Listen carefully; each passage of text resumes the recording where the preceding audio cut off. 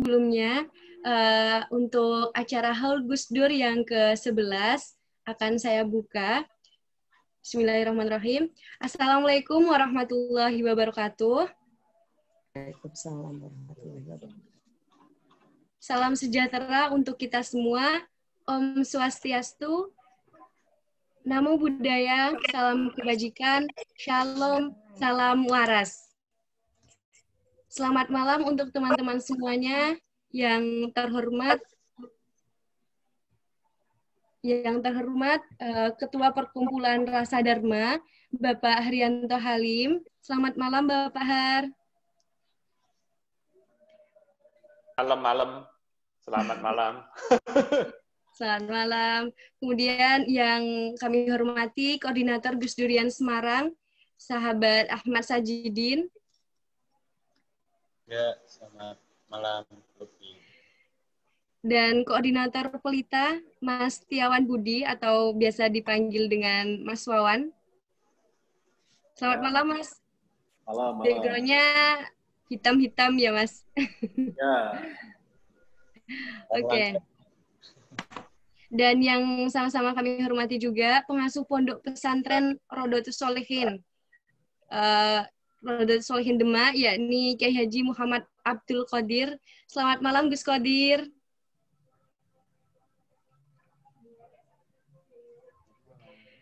Kemudian juga kepada moderator kita, yakni Mbak Asrida Ulinuha. Selamat malam, Halo, Mbak. Selamat malam. Selamat malam semuanya.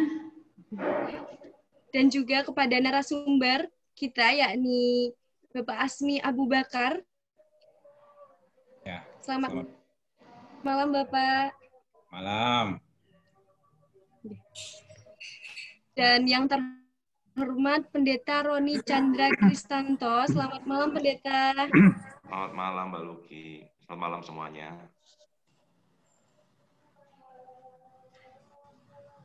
Alhamdulillah pada malam hari ini kita dapat berjumpa secara virtual dengan teman-teman semuanya. Terima kasih atas waktu yang telah kalian berikan untuk kita semua di sini bergabung dalam acara Haul Gus Dur yang ke-11 dengan tema Benih Itu Mulai Bersemi Gus. Acara ini akan kita mulai pada pukul 19.16 saat ini dan yang nantinya akan berlangsung sampai pada pukul 21 waktu Indonesia Barat. Untuk memulai acara kita pada malam hari ini, kita akan bersama-sama membacakan doa yang akan dipimpin oleh Gus Qadir. Semoga dengan bacaan doa nantinya acara kita selama beberapa jam kemudian akan berlangsung secara hikmat dan lancar. Kepada Gus Qadir, kami persilahkan. Assalamualaikum warahmatullahi wabarakatuh. Selamat siang. Salam sejahtera, Om Swastiastu, Namo Buddhaya, salam kebajikan, Pangestu. Yang saya hormati seluruh yang hadir pada kesempatan yang berbahagia ini. Sebelum kita mulai acara, karena temanya adalah haul beliau Kiai Haji Abdurrahman Wahid, yang kalau dalam tradisi NU haul itu tidak bisa dipisahkan dengan ritual tahlilan. Tahlilan itu intinya adalah mendoakan beliau, memohon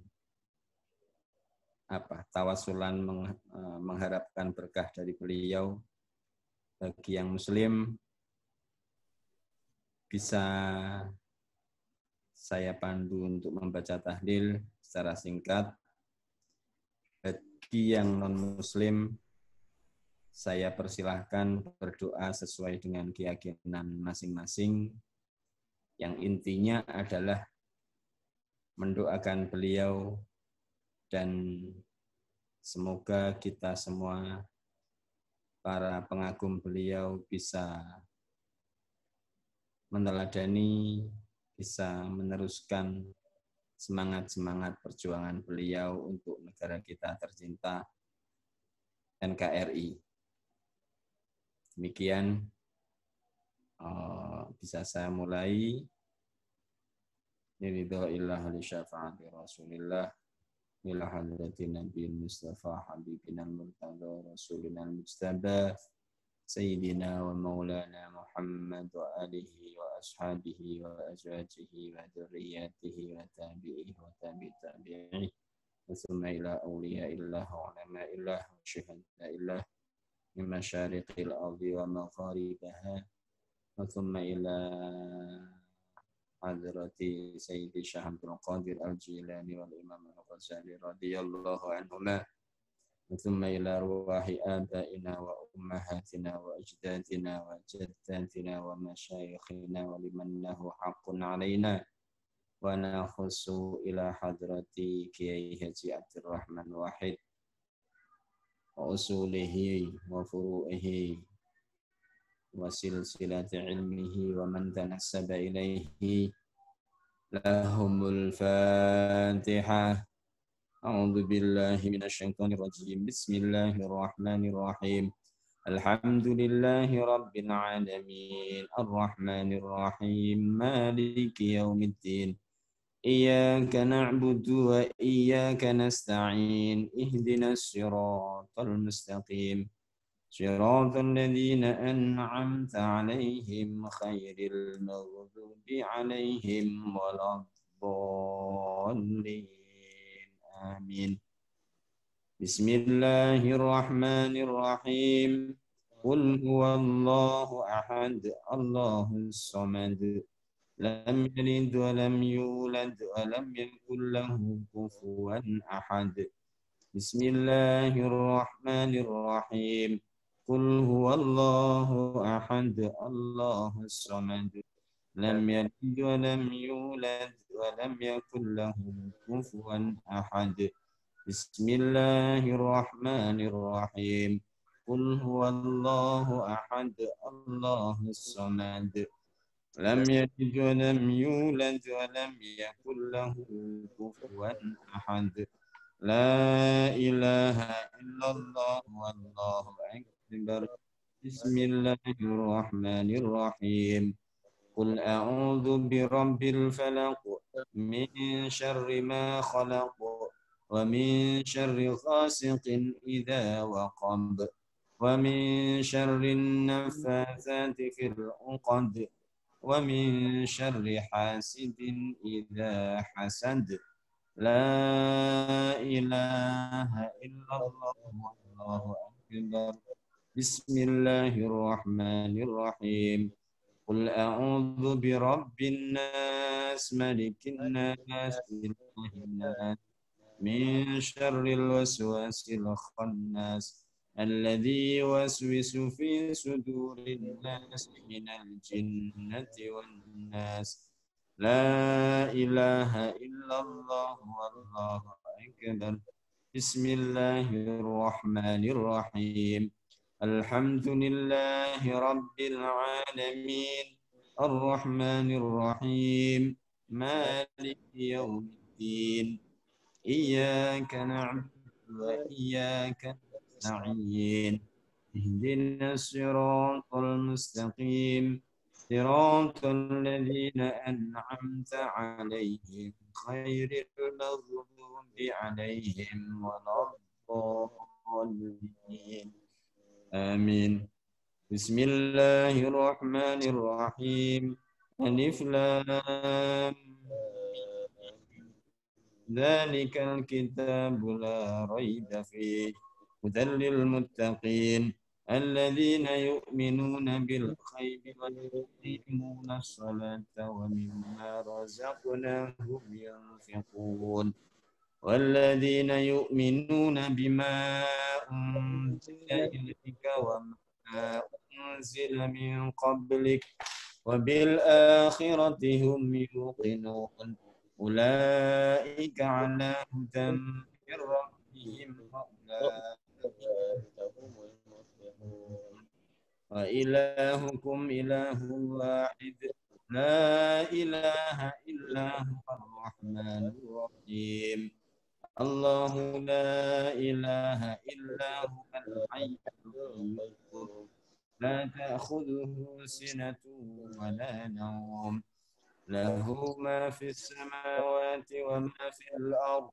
من ذا الذي يشفع عنده إلا بإذنه يعلم ما بين أيديهم وما خلفهم ولا يحيطون بشيء من علمه إلا بما شاء وسع كرسيه السماوات والأرض ولا يؤوده حفظهما وهو العلي العظيم أستغفر الله العظيم أستغفر الله العظيم أستغفر الله العظيم إن الله غفور رحيم أفضل الذكر لا إله إلا الله لا إله إلا الله لا إله إلا الله لا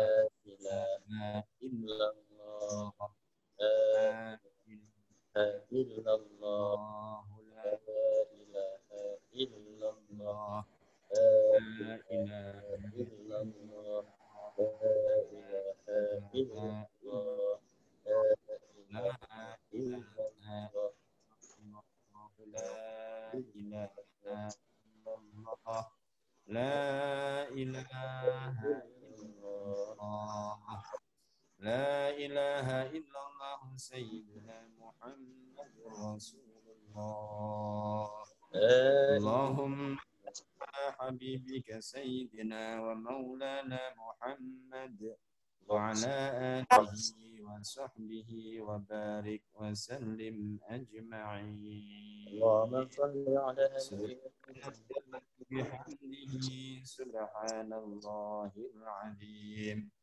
سبحان الله وبحمده سبحان الله العظيم سبحان الله وبحمده سبحان الله العظيم الفاتحة أعوذ بالله من الشيطان الرجيم بسم الله الرحمن الرحيم الحمد لله رب العالمين الرحمن الرحيم مالك يوم الدين إياك نعبد وإياك نستعين اهدنا الصراط المستقيم صراط الذين أنعمت عليهم غير المغضوب عليهم ولا الضالين آمين. Sampun, semoga acara ini berlangsung lancar dan bisa bermanfaat untuk kita semuanya. Amin, amin, amin. Terima kasih kepada Gus Qadir yang telah membacakan doa menurut kepercayaan agama Islam, dan terima kasih juga kepada Bapak Ibu sekalian yang telah memanjatkan doa menurut agama dan keyakinannya masing-masing. Semoga dengan pembacaan doa tersebut kita dapat memulai acara kita dengan baik dan juga lancar untuk beberapa jam kemudian. Bapak Ibu yang saya hormati, kita ketahui bahwa Kiai Haji Abdurrahman Wahid atau yang akrab dipanggil dengan Gus Dur adalah Presiden Republik Indonesia yang keempat. Di bawah kepemimpinan beliau tahun 1999 hingga Mei pada tahun 2001, banyak keputusan yang diambil yang mewujudkan toleransi dan membela kaum yang tertindas. Nah, pada tanggal 30 Desember 2009, Gus Dur meninggal dunia. Namun hingga kini, pemikiran, gagasan, tulisan, dan pergerakan Sang Zahid Gus Dur yang di batu nisannya tertulis Years of Humanism tidak pernah kering, meneteskan, dan mengguyur inspirasi bagi kehidupan berbangsa, beragama, dan bernegara di Republik ini. Maka dari itu, perkumpulan Rasa Dharma ini dengan persaudaraan lintas agama, yakni Pelita, dan juga Gus Durian Semarang.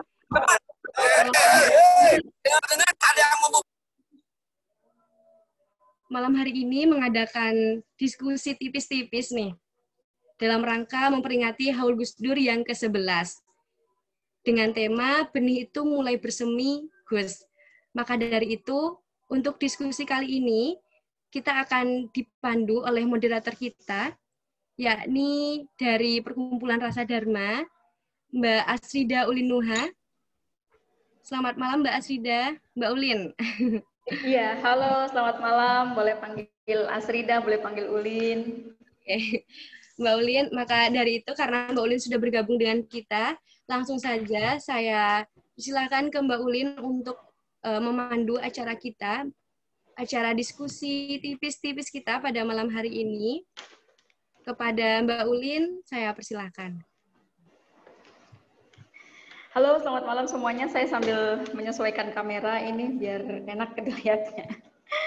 Ya, Bapak Ibu, oke, sudah stabil ya. Bapak Ibu sekalian, saya Ulin. Saya adalah salah satu pengurus di Perkumpulan Budaya dan Perkumpulan Sosial Rasa Dharma, atau memiliki nama sejak awal Bun Hiyantong, artinya Rumah Sastra atau Rumah Kebudayaan.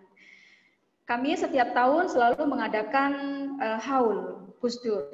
Betapa bahwa kami ingin menyampaikan dengan cara yang sangat sederhana, dan kami harap itu sampai ke semua orang bahwa kami mencintai Gus Dur sebagaimana adanya dia, karena Gus Dur ketika itu diberi gelar Bapak Tionghoa Indonesia. Tapi kalau kita mengingat apa yang sudah dilakukan sama Bapak Abdurrahman Wahid, itu sebetulnya bukan hanya untuk orang Tionghoa, tapi untuk semua orang, lintas agama, lintas kepercayaan, lintas budaya di Indonesia. Ia berjuang sebagaimana seharusnya ia berjuang, gitu ya. Dan malam hari ini saya akan mengenalkan narasumber kami. Yang pertama adalah Bang Azmi Abu Bakar. Bang Azmi ini adalah pendiri, salah seorang pendiri Museum Tionghoa. Jadi isinya buku-buku ya, perpustakaan Tionghoa. Dan kalau bisa dibilang mungkin salah satu yang terbesar di Indonesia karena bukunya terus mengalir dan semakin banyak yang tahu, semakin banyak koleksinya. Bahkan ada beberapa koleksi yang saya tidak sangka ada disimpan sama Bang Azmi Abu Bakar. Belum lagi kiprahnya Bang Azmi ketika masa reformasi, nanti kita akan ajak cerita. Dan yang kedua adalah Pendeta Roni C. Kristanto, mohon maaf, Pak Roni C. Kristanto ini banyak melakukan kiprahnya. Tadi kami sempat berbincang ya tentang pendeta gereja karismatik dan kiprah-kiprah kemanusiaannya. Saya kan langsung aja mungkin ya, daripada panjang lebar akan lebih baik kalau dipakai nanti untuk diskusi. Bang Azmi, apakah sudah siap? Ya. Sudah siap. Siap selalu. Bang Azmi, iya, dipersilahkan untuk menyampaikan terlebih dahulu. Ya, terima kasih Kak Ulin. Salam sejahtera semuanya. Assalamualaikum warahmatullahi wabarakatuh. Tentunya dalam kesempatan yang baik ini, tidak lupa, masih hangat, saya harus mengucapkan selamat hari Natal untuk saudara-saudaraku semua. Dan menjelang tahun baru, selamat tahun baru juga tentunya. Terima kasih kepada yang pihak penyelenggara ya. Saya lihat ada 3 nama besar yang mengundang, Perkumpulan Bun Hiyantong, lalu Gus Durian Semarang, lalu kawan-kawan lintas agama Pelita. Terima kasih sekali bisa bergabung dalam acara yang luar biasa ini. Kita memperingati haul orang yang kita cintai sama-sama, Gus Dur, ya. Semoga lapang kubur beliau, 11 tahun beliau pulang, dan kita berkumpul sebagai bagian dari cara mencintai beliau. Dan saya mengapresiasi sebesar-besarnya bahwa haul ini rutin dilaksanakan oleh kawan-kawan Bun Hantiong, dan Gus Durian serta kawan-kawan di Pelita. Terima kasih Pak Har, Bang Wawan, kemudian kawan-kawan Gus Durian juga, ada tadi Gus Kodir ya. Terima kasih sudah bisa gabung sama, dan satu lebih lainnya tidak bisa saya sebutkan satu persatu yang telah gabung pada haul kali ini. Dalam kesempatan ini saya ingin berbagi perjalanan sebetulnya, mengingat Gus Dur, ya. Rasanya kita lebih menyapa beliau itu Gus, ya. Harusnya biasanya presiden. Itulah luar biasanya Gus Dur. Ya. Kita tidak seperti tanpa sekat, seolah-olah kita begitu dekat dengan beliau. Tidak hanya saat ini, bahkan ketika beliau menjadi presiden, seolah-olah itu beliau itu tidak jauh di menara, tapi beliau begitu dekat dengan kita semua. Dan saya kira kita merasakan hal itu semuanya. Biasanya dalam aktivitas saya memberikan materi, saya selalu memberikan seputar aktivitas saya di Museum Pustaka Peranakan Tionghoa. Tapi kali ini dengan tema namanya benih itu mulai bersemi Gus. Seolah-olah kita menghadirkan Gus Dur pada malam ini. Saya mengingat jauh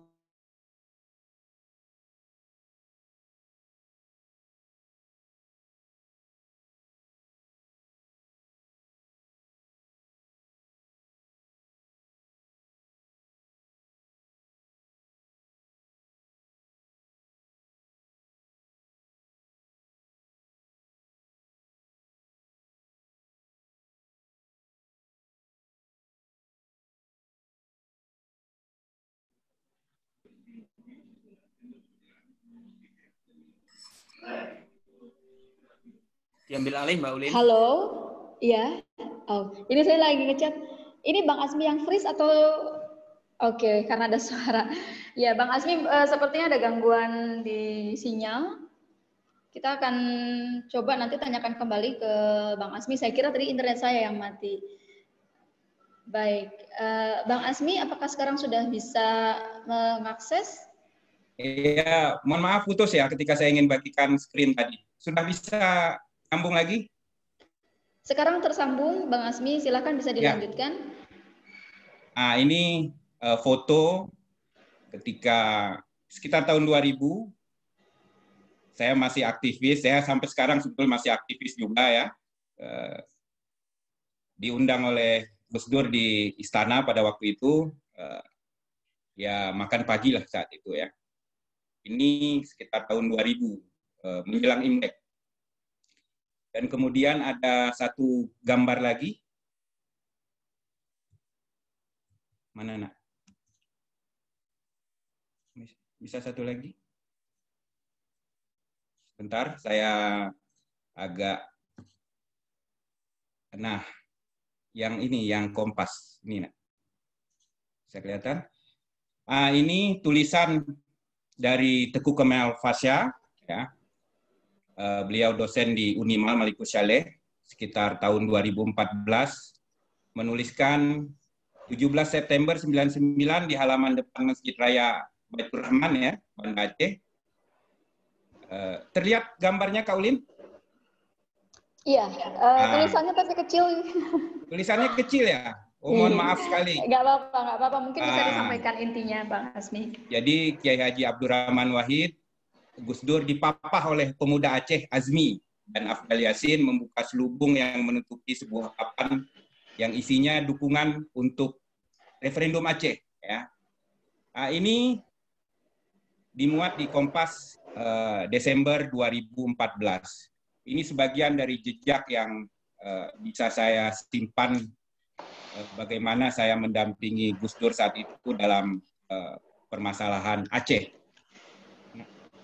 Hilangin. Pada waktu itu saya masih menjabat sebagai pimpinan mahasiswa dan pemuda Aceh se-Nusantara dan diajak oleh Gus Dur, bahkan sebelum beliau menjadi presiden saat itu, untuk menangani persoalan Aceh. Jadi, saya teringat betul bagaimana beliau menyatakan, nah ini saya ingin berbagi pada forum semua.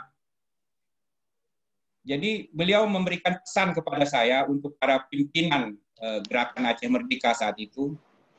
Asmi, tolong sampaikan, bagaimana kalau dialog dengan pihak Gerakan Aceh Merdeka, kita mulai saat ini, sebelum saya menjadi presiden.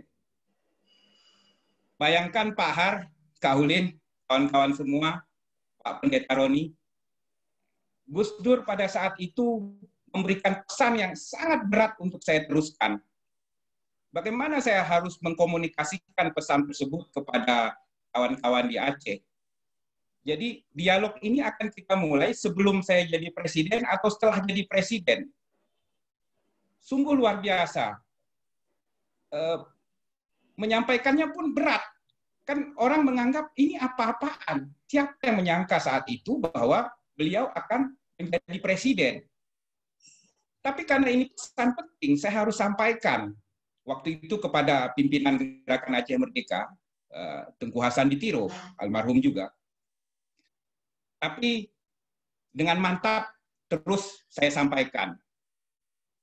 Dan kaget tentunya, setelah saya sampaikan demikian, dan saya lapor ke Gus Dur, Gus saya sudah sampaikan. Apa jawabannya?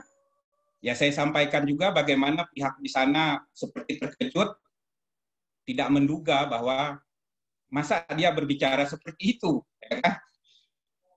Kok mengatakan setelah jadi presiden? Ya begitulah kira-kira suasana pada saat itu. Nah, tetapi perjalanan kemudian kita ketahui bersama, beliau betul-betul diangkat menjadi Presiden Republik Indonesia. Itu tidak lama setelah proses perdamaian Aceh dimulai. Jadi perdamaian Aceh dimulai oleh Gus Dur bukan ketika beliau menjadi presiden, tapi sebelum menjadi presiden. Pada waktu itu masih Pak Habibie, saya diajak juga oleh Gus Dur mendampingi beliau untuk ketemu Pak Habibie dan Panglima waktu itu Pak Wiranto. Waktu itu Gus Dur ingin menyampaikan keinginan orang Aceh untuk mencabut daerah operasi militer ya, kekerasan Aceh yang menahun saat itu, yang tidak ada yang berani sebetulnya. Hal yang tidak terbayang, bagaimana beliau berani melawan arus besar. Semua politisi mengedepankan pendekatan militeristik. Aceh itu separatis. Mereka ingin memerdekakan diri. Tidak ada cara lain kecuali dihabisi. Begitu semua menghadapi Aceh. Pun Papua dihadapi dengan cara yang sama. Gus Dur menyemangati kami anak-anak muda Aceh saat itu dari kalangan mahasiswa dan pemuda untuk kemudian menyelesaikan Aceh secara berbeda, secara damai, secara dialog. Rasanya apa yang dirasakan oleh orang Aceh kemudian di 2004 tidak akan terjadi kalau tidak ada sosok Gus Dur. Tidak ada akan berani orang untuk melakukan hal itu. Dan seperti tidak ada modus apapun. Ya.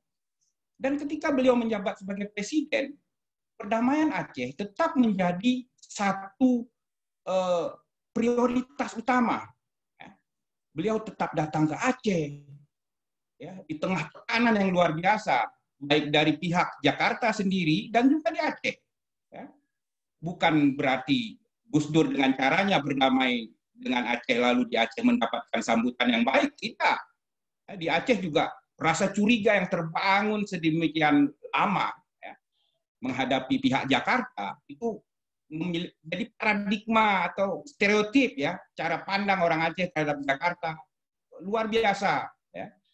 Nah, bagaimana Gus Dur menghadapi itu, dan saya merasa bersyukur menjadi bagian, diajak serta oleh beliau dalam menyelesaikan persoalan Aceh saat itu. Beliau juga menanyakan, pada waktu itu kan berbareng dengan persoalan Papua, ya, Aceh dan Papua. Beliau selalu menanyakan bagaimana respon masyarakat terhadap kebijakan, regulasi yang saya katakan sama dengan respon orang Jakarta, Gus. Bagaimana tidak yakin terhadap Gus Dur. Ya. Orang Aceh juga sama. Saya kira Gus Dur barangkali menjadi agak ragu dengan sikapnya. Tapi tidak, justru sudah makin yakin dan terus memprioritaskan Aceh dengan cara yang dia yakini benar. Dia sempat bertanya sama saya, Asmi, sebetulnya itu bagaimana sih Aceh itu? Saya bilang, respon orang Aceh yang dianggap ingin memerdekakan diri, itu sebetulnya Gus, cara orang Aceh merespon Orde Baru saat itu. Bentuk perlawanan orang Aceh terhadap kezaliman Orde Baru. Lalu itu diartikan sebagai tindakan ingin keluar dari Indonesia, ingin mendirikan negara sendiri. Pun Papua, itu adalah respon mereka terhadap kezaliman yang dilakukan oleh Orde Baru, Soeharto dan kroni-kroninya. Tapi hal ini kemudian dilihat secara sempit, bahwa ini adalah gerakan separatis. Sekali lagi, saya kalau ingat ini, rasanya tak akan terjadi perdamaian di Aceh jika Gus Dur tidak memulainya. Jadi membayar sangat mahal. Bahkan pemakzulan beliau, saya kira Aceh adalah salah satu unsur kenapa beliau harus dimakzulkan. Banyak pendekatan mengenai ini, ya. Waktu itu ada bantuan dari Sultan Brunei untuk Aceh, dan diduga itu dikorup oleh Gus Dur dan lain-lain, dan tidak terbukti. Itu bagian dari menjatuhkan beliau. Itu kira-kira refleksi saya, ya. Sedikit saya ingin berbagi. Saya jarang berbagi kisah ini karena untuk menyelesaikan perdamaian di Aceh itu tidak boleh bicara, kita harus bergerak dalam senyap. Kemudian barangkali untuk masalah Tionghoa, saya kemudian aktif di mendirikan Museum Pustaka Peranakan Tionghoa. Saya kira secara sadar dan tidak sadar ini adalah bagian dari melanjuti apa yang sudah ditebar benihnya oleh Gus Dur. Kita tahu 30 tahun lebih Soeharto memberlakukan instruksi presiden, ya, 1967 yang kemudian dicabut oleh Gus Dur ketika beliau menjadi presiden, di mana ini adalah tindakan yang juga luar biasa, yang tidak terduga, keberanian yang ini tidak populis, sesuatu yang berani menabrak kebiasaan, ya. Bahkan beliau saat itu, saya ingat, ikut hadir dalam Imlek, ya, pertama kali. Itu kepala negara pertama kali di Indonesia yang ikut hadir dalam merayakan Imlek. Jadi tidak hanya sekedar membolehkan kembali Imlek, tetapi juga hadir. Itu adalah tindakan yang saya rasa tidak sulit kita cerna, ya. Beliau mendapatkan hantaman tidak hanya dari kawan-kawannya, juga dari musuh-musuhnya. Bagaimana bahkan di kalangan Tionghoa sendiri, barangkali pada waktu itu selama 30 tahun, mereka sudah mulai terbiasa dengan tidak merayakan Imlek dan lain-lain. Saya harus ceritakan di sini, pada saat itu, ya, kalau orang Tionghoa mau Imlek itu, saya dapat catatan dari Ibu Mira Sidarta, seorang sinolog, ya, seorang yang memang mengkaji tentang peranakan Tionghoa. Jadi kalau dulu orang-orang Tionghoa mau Imlek di Jakarta, itu mereka memakai seperti jubah, ya, jubah turun dari mobil untuk menutupi baju warna-warni khas Tionghoanya, ya, mereka harus berjubah itu. Dan ketika masuk ke dalam rumah, kemudian menunjukkan undangan bahwa beliau mereka ini undangan untuk mengikuti acara Imlek. Kalau tidak memiliki undangan, berarti ini penyusup. Nah, jika undangan itu bisa dibuktikan, baru boleh masuk ke dalam rumah dan merayakan sampai selesai. Ya. Dan setelah selesai mereka mengenakan jubah kembali, jadi seperti serikat rahasia atau kelompok penyihir. Ya. Mereka pulang lagi. Seperti itulah Imlek selama bertahun-tahun. Bayangkan. Ya. Gus Dur berhasil merubah dalam seketika. Ya. Semua kemudian merayakan Imlek. Imlek itu tidak hanya milik orang Tionghoa, tapi juga milik bangsa Indonesia. Bahkan di kampung halaman saya di Aceh, orang-orang Aceh itu paham betul kalau mau Imlek itu ada barongsai, anak-anak itu mengerti akan mendapat angpau.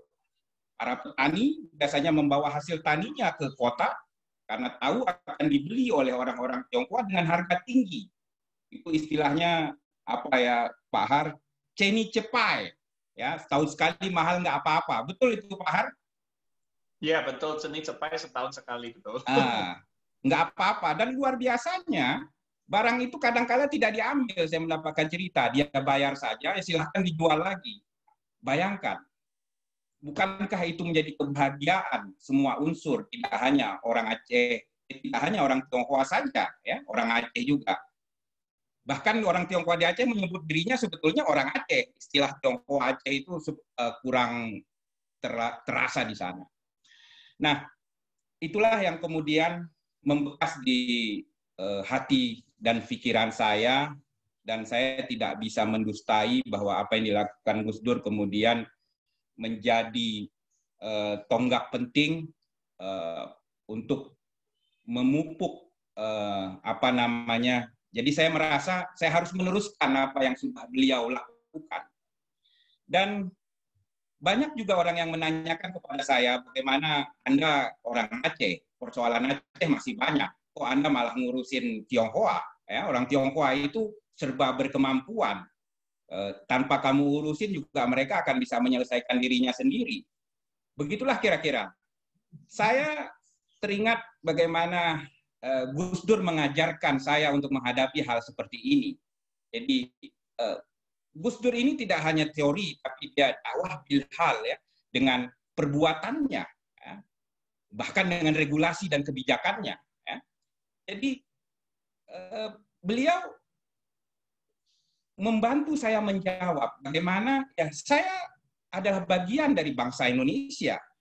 Urusan Tionghoa, bagaimana Tionghoa didiskriminasi, itu sebetulnya juga bagian diskriminasi terhadap diri saya. Persoalan yang dihadapi oleh Aceh, dihadapi oleh Papua, itu bagian yang juga dirasakan sakit oleh Gus Dur. Gus Dur pada waktu itu ya istilahnya tanda kutip, tidak boleh ada aktivitas militer untuk Aceh dan Papua, haram jatuhnya. Begitu kata Gus Dur. Selama saya presiden, tidak boleh ada pendekatan militer. Politisi didorong sekuat-kuatnya untuk mampu bernegosiasi. Negosiasi kuncinya. Dialog, komunikasi. Kalau militer, mereka memang tupoksinya itu menjaga teritori. Kita tidak bisa salahkan mereka. Mereka tidak dilatih untuk kemudian bernegosiasi. Jadi mereka menjadi korban juga. Ini Gus Dur sampaikan berkali-kali. Inilah warisan terbesar yang tetap kita rasakan sampai saat ini. Tetapi barangkali kita harus selalu ingat untuk kemudian menjadikan ini sebagai teladan. Kadang kita lupa. Ya. Kita masih menghadapi persoalan lagi di Papua sana, ya, di Aceh sudah selesai, itu juga berkat Gus Dur. Saya ingat bagaimana di Papua juga Gus Dur berani datang ke sana, mengganti panggilan Irian menjadi Papua. Jejak beliau sebetulnya bisa kita ikuti, tidak hanya dalam teori pemikiran, tetapi juga juknisnya ada, ya. Petunjuk teknisnya, how to, itu ada, tinggal kita teruskan saja. Nah, barangkali ini menjadi tugas kita bersama, ya, haul Gus Dur. Ya, kita saksikan bersama benih yang beliau semai sudah mulai kelihatan. Barangkali ini menjadi pesan penting ya di 11 tahun kepulangan beliau. Apalagi ya kira-kira yang harus saya sampaikan, barangkali diteruskan dalam diskusi Mbak Ulin. Iya, Bang Azmi. Ya, ini yang menjadi menarik loh sebetulnya Bang Azmi, karena cerita antara Gus Dur dengan Aceh tidak banyak yang mengungkapkan. Dan ternyata memang menjadi cukup penting ya peran Gus Dur di dalam gerakan Aceh ini. Iya, orang sering kali hanya mengingat Pak Yusuf Kala tanpa mengecilkan peran beliau dalam perdamaian Aceh. Tetapi jauh sebelumnya, Gus Dur itu sudah memulai merubuhkan tembok yang rasanya nggak mungkin. Mendekati Aceh itu harus militer. Bahkan orang Aceh sendiri percaya itu. Ya. Mustahil persoalan Aceh bisa diselesaikan. Hadirlah Gus Dur.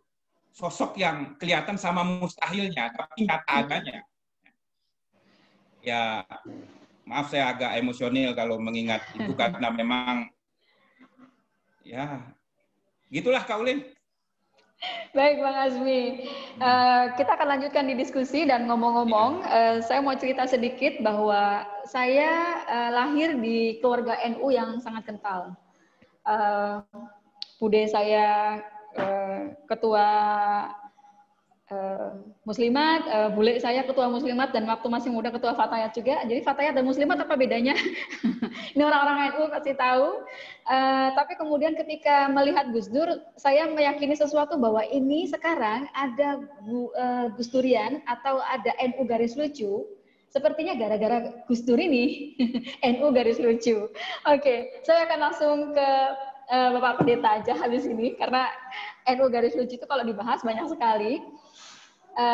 Bapak Pendeta Roni C. Kristanto ini kami kenal sebagai tokoh lintas agama, banyak bergerak dan berdiskusi mengenai teologi dan pluralisme atau keberagaman umat beragama. Pak Roni, Pendeta Roni, apakah sudah siap? Oke. Iya. Oke. Baik, mungkin bisa dinyalakan kameranya. Baik, bagus. Silakan Bapak Pendeta. Oke, selamat malam Bapak Ibu dan rekan-rekan sekalian. Saya mulai dari tema yang diberi itu bahwa benih itu ya, itu sudah bersemi itu ya, sudah timbul. Kalau kita saya mengerti itu ketika tinggal di negara 4 musim, betapa musim semi itu ya, tadi kalau Bang Azmi sempat menyinggung tentang perayaan Imlek itu kan betul-betul sebuah sukacita karena kita survive dari musim dingin gitu ya.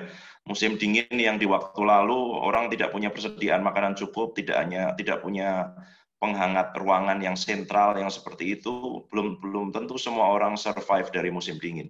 Tidak semua orang bisa bertahan melewati musim dingin gitu. Bahkan di negara-negara Eropa yang maju sekalipun tingkat kematian karena tidak bisa survive di musim dingin itu cukup tinggi. Saya juga kaget karena saya misalnya melihat satu brosur penggalangan dana semacam charity begitu untuk menolong orang-orang yang kurang mampu supaya mereka bisa membayar tagihan listriknya di musim dingin sehingga mereka cukup hangat itu ya, terutama di negara-negara yang lebih utara. Jadi kalau kita ngomong tentang sesuatu yang bersemi, sesuatu yang mulai tumbuh gitu, itu seperti satu kegembiraan besar setelah di musim dingin sepertinya semua daun-daun gugur, tidak ada warna-warni, semua hanya kelabu, hanya tinggal ranting-ranting begitu ya. Tiba-tiba kita melihat di tanah itu beberapa bunga tertentu mulai tumbuh tunasnya, kemudian di pohon-pohon itu mulai ada warna hijau lagi gitu ya. Ada harapan, sekalipun belum secemerlang musim panas gitu ya, tapi sudah ada harapan di sana. Kita bisa melihat sesuatu yang ini akan tumbuh nih gitu, akan tumbuh gitu. Lebih cerah, lebih terang, lebih hangat gitu, kemudian lebih ada kehidupan dibanding dengan musim dingin misalnya yang matahari bersinar hanya sangat pendek sekali, tapi kemudian hari semakin panjang, suhu semakin nyaman di tubuh dan sebagainya begitu. Nah, saya juga melihat ada harapan-harapan itu ya. Itu misalnya saya mau membaca catatan saya karena tadi diingatkan oleh akun Facebook saya memori tentang 10 dan 11 tahun yang lalu. Waktu itu ketika Gus Dur berpulang dan saya ingat ada Romo Budi juga di sini, kami waktu itu langsung spontan saja ya Romo ya, dari gereja katedral lalu jalan ke Tugu Muda dengan teman-teman yang ada, membawa foto Gus Dur, membawa lilin, kemudian Romo Budi memainkan saksofon, dan kemudian 1 tahun, 2 tahun peringatan-peringatan di tahun-tahun selanjutnya di Semarang waktu itu gitu. Jadi saya ternyata membuat catatan gitu. Apa yang saya doakan waktu itu di Tugu Muda 3 hari setelah Gus Dur wafat itu ya, saya bacakan, melalui sosoknya kami semua mengalami sapaan Tuhan, melalui keberpihakannya kami diajak untuk masuk dalam perjuangan yang sama seperti Yesus dari Nazaret yang telah menunjukkan keteladanan hidup yang serupa, memilih mati di atas salib yang nista daripada menjual diri pada iblis demi kekuasaan dunia. Maka ya Tuhan, beranikan kami menempuh jalan itu dan mengikuti teladan-Mu seperti yang telah kami lihat dalam hidup Kiai Haji Abdurrahman Wahid. Saya juga mau baca catatan-catatan singkat gitu yang diingatkan di memori saya, tiga catatan kecil gitu. Yang pertama, mengapa kita begitu merasa kehilangan Gus Dur? Ini saya tulis 30 Desember 2010, karena pemimpin negeri ini tidak ada yang meneladani jejaknya waktu itu gitu ya. Lalu berikutnya, mengapa Gus Dur begitu kita rindukan? Karena kita miskin sosok bersih, berani, dan terbuka. Lalu yang ketiga, mengapa di mana-mana banyak orang memperingati 1 tahun wafatnya Gus Dur? Supaya pemimpin negeri ini tahu bahwa tidak perlu pencitraan untuk melekat di hati rakyat. Gitu. Ya itu masih narasi-narasi besar gitu. Tapi ada pilihan buat kita melihat benih bersemi begitu. Buat saya secara pribadi, misalnya melihat kiprahnya Mas Wawan gitu ya, yang tumbuh bersama dengan saya ketika mengambil keputusan waktu itu untuk bergerak kemana, untuk studi apa, melanjutkan seperti apa, begitu. Buat saya itu melihat benih yang bersemi gitu. Saya melihat misalnya apa yang dilakukan oleh Pelita begitu dengan semua perjuangannya, dengan semua yang dilakukan begitu. Melampaui kerja-kerja yang dilakukan dulu gitu ya di masa-masa ketika saya terlibat secara langsung ada di kota Semarang misalnya. Tapi saya memilih misalnya meneladani Gus Dur seperti yang dikatakan Bang Asmi tadi, berarti melakukan sesuatu yang disengaja begitu. Kita perlu melakukan sesuatu yang disengaja untuk melampaui sekat-sekat, untuk melakukan sesuatu perjumpaan-perjumpaan yang memang harus disengaja, karena memang kita selalu ngomong Indonesia ini beragam, kita hidup di Indonesia yang ya semuanya beragam, tapi pada kenyataannya orang itu kenal, betul-betul kenal gitu ya, bukan hanya tahu gitu, dengan dan berani secara terbuka membicarakan, terutama saya bicara dari segi agama misalnya, itu minim sekali. Kita selama bertahun-tahun ditakut-takuti dengan istilah SARA gitu ya, gitu. Kemudian kita tidak berani mengungkapkan itu, dan kemudian waktu sejak 2007 misalnya saya mulai bergerak dalam dialog-dialog lintas agama, lintas kepercayaan, saya sengaja memilih untuk bergerak di akar rumput gitu. Berdialog, melibatkan anak-anak muda, melibatkan umat yang mereka biasanya tidak ada di forum-forum dialog yang resmi, yang diwakili oleh para senior, yang diwakili oleh mereka yang mewakili institusi agama, yang diwakili oleh mereka yang punya background pendidikan teologi atau keagamaan formal begitu, sehingga yang berdialog saya sendiri terlibat begitu ya di forum-forum nasional, di forum-forum regional begitu. Tapi kita sering bercanda yang ada di situ itu 4L gitu ya. Lu lagi gitu ya. Kalau kita ketemu di forum dialog apapun ya itu saja gitu loh. Itu. Ya orangnya itu saja sampai kita berkata ini seperti mafia dialog agama gitu. Nggak ada wajah lain yang muncul gitu. Itu terus yang muncul gitu. Nah, bagaimana melibatkan sebanyak mungkin orang, anak-anak muda terutama di akar rumput yang tidak punya pengetahuan keagamaan mungkin yang mungkin dianggap mendalam atau ya luas begitu, tetapi punya pengalaman personal begitu. Dan saya pikir saya pernah membuat catatan juga bahwa itu yang diteladankan Gus Dur. Beliau menunjukkan sebuah kejernihan nurani begitu ya, keberanian untuk berpihak gitu kepada terutama yang tersingkirkan, yang terpinggirkan, yang disolimi begitu. Jadi ada keperpihakan, ada kejernihan nurani yang tidak hanya mengungkapkan atau bertindak yang politically correct gitu, yang secara politis benar dan bisa itu sih. Jadi kira-kira ada upaya-upaya sengaja, misalnya kalau sekarang masih berlanjut itu live in anak-anak muda Pondok Damai gitu ya, yang saya mulai waktu itu, kemudian masih dilanjutkan sejak 2012 dilanjutkan oleh beberapa alumni, kemudian mungkin sekitar beberapa tahun terakhir dilanjutkan oleh Mas Wawan itu, dan saya pikir itu sesuatu yang menarik karena mudah, murah, dan kemudian bisa diduplikasi, bisa dilakukan siapapun, tidak perlu narasumber gitu kan, artinya tidak perlu orang-orang ahli, tidak perlu ekspor di dalam bidang dialog agama, tapi siapapun bisa terlibat di situ, jadi peserta, jadi fasilitator.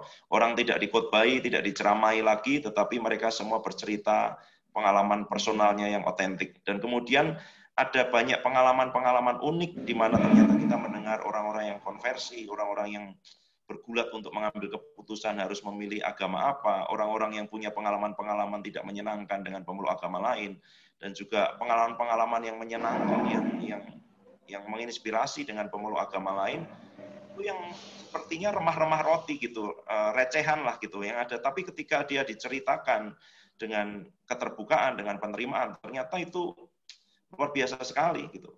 Karena waktu 2012 saya tinggal studi, ternyata alumni-alumni ini memilih untuk kita harus lanjutkan ini sesuatu yang virus yang baik untuk ditularkan gitu. Saya masih ingat sekali waktu itu ketika tahun-tahun periode-periode itu ya, ketika ada kerusuhan di Temanggung, pembakaran gereja gitu ya, Romo Budi kontak dengan saya, tiba-tiba pagi-pagi kita harus bikin draft, mengedit untuk konferensi pers dan sebagainya begitu. Jadi ada pengalaman-pengalaman yang waktu itu kalau saya masih ingat nih tentang Ahmadiyah dan sebagainya gitu. Kalau kita melibatkan mengundang yang lain tuh nggak ada yang datang gitu. Saya ingat itu buat pernyataan sikap atau apapun itu cuma 2-3 orang gitu ya, karena ya mungkin masih musim dingin mungkin gitu ya, benihnya belum bersemi, benihnya belum bertumbuh gitu ya, ya nggak apa-apa gitu, nggak apa-apa gitu. Tapi kita melihat sekarang gitu ya, semua orang sepertinya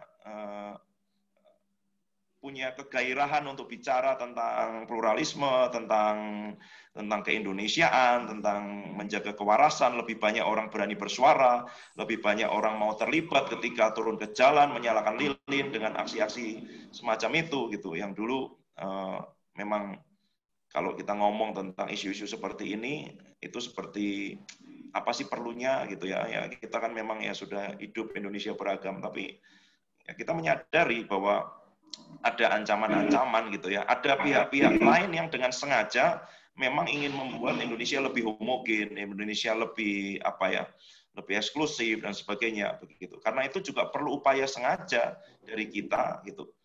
Saya memilih untuk bergerak di grassroots, bergerak di akar rumput, bergerak di level mikro begitu, dengan jaringan-jaringan, dengan kerja-kerja praktis, dengan sesuatu yang murah, mudah, dan bisa diduplikasi di mana-mana gitu. Sehingga itu menjadi pilihan untuk sekarang. Misalnya saya tinggal di lereng Gunung Merbabu gitu ya.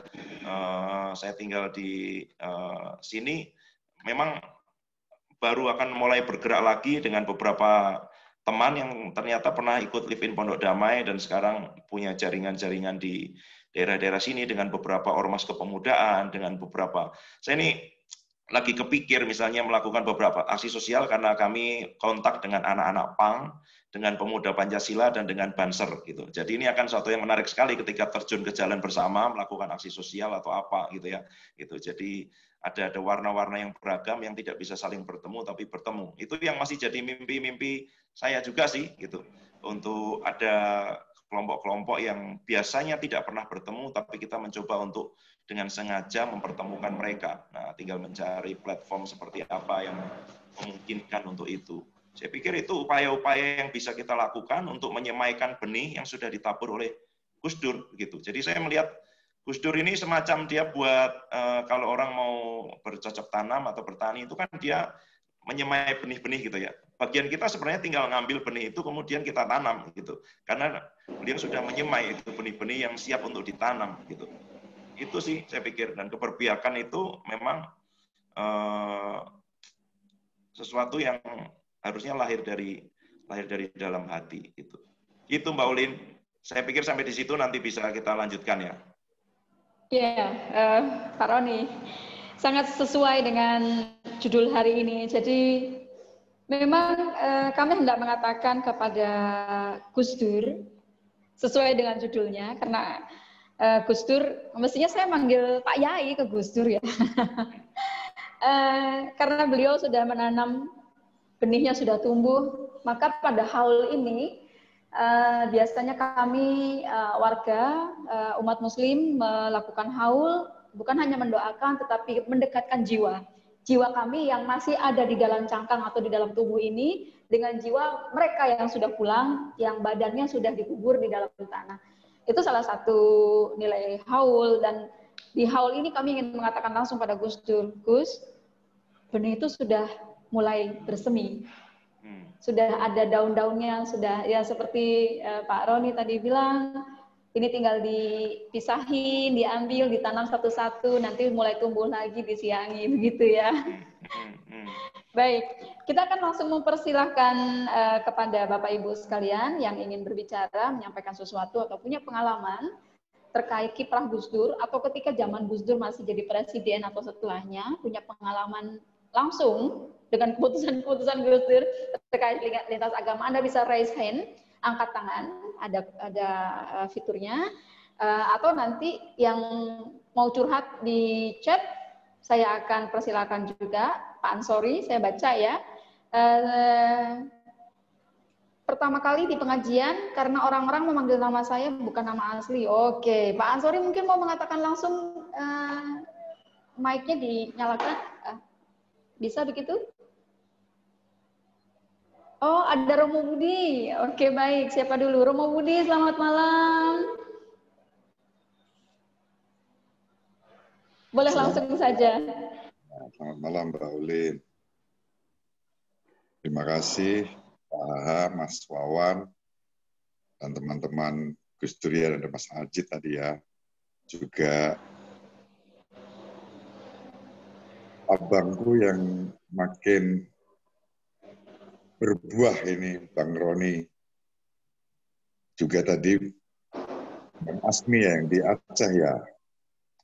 Betul.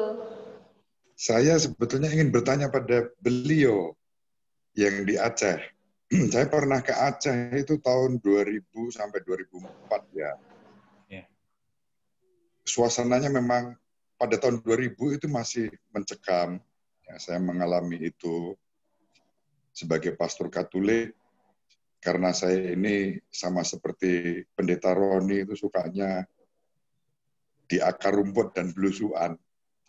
Meskipun saya dilarang oleh umat saya untuk jalan, saya tetap diam-diam itu jalan-jalan itu. Saya di Lok Sumawe waktu itu. Rencananya mau ke Pidi dan Sigli lalu ke Banda Aceh. Tapi karena di Pidi dan Sigli waktu itu sedang ada ketegangan, sehingga saya tidak boleh melanjutkan perjalanan dan tinggal di Lok Sumawe selama 1 minggu dalam rangka pelayanan Paskah waktu itu, melayani umat Katolik yang di Lok Sumawe. Jadwal semula saya pelayanan di Banda Aceh karena pastor yang di Banda Aceh itu sedang cuti pulang ke Italia. Nah, dari pengalaman ketika Gus Dur menjadi presiden, saya mendengar ada satu sosok pribadi, sekarang sudah almarhum juga, mungkin sudah bercanda-canda dengan Gus Dur di surga ya. Ada Pak Bondan Gunawan, Bang. Ya. Di beliau itu kan sebetulnya menjadi duta personal ya dari Gus Dur untuk terus melobi, mendengarkan ya apa yang ada di akar rumput di Aceh. Nah, mungkin bisa digambarkan kalau panjenengan preksa kaitannya dengan peran beliau ya Pak Bondan Gunawan ini yang waktu itu memang menjadi, saya tahu beliau tangan kanannya Gus Dur ya. Bahkan ketika ke Aceh itu tiap kali minta sangu sama Gus Dur, lalu ditertawakan, loh, masa kamu nggak punya uang untuk ke Aceh? Lalu diberilah oleh Gus Dur dan kemudian berangkat lobi-lobi sampai pada tahap justru dia sendiri itu mengalami ancaman dari internal Jakarta gitu ya, Pak Bondan Gunawan ini.